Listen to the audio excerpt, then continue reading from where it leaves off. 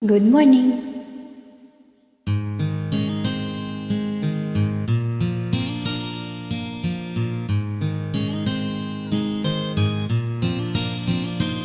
Kung ika'y katulad ko ng isang OFW, sana ay mag-ipon tayo, wag lamang puro resibo. Di biro buhay sa abroad, nagtitiis puyat at pagod. Kaya naman magtipid kayo upang buhay aasinso.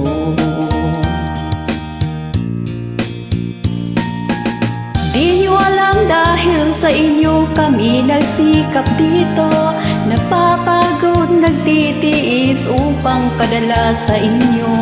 Kaya naman pamilya ko, sana magtipid naman kayo, di po biro ang trabaho ko dito.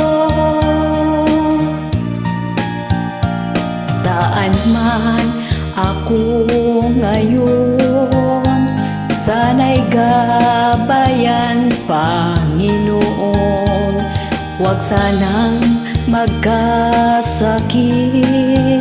upang iti abot langit.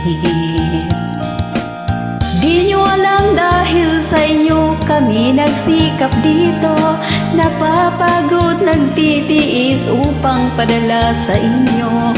Kaya naman pamilya ko, sana magtipid naman kayo, di po biro ang trabaho ko dito.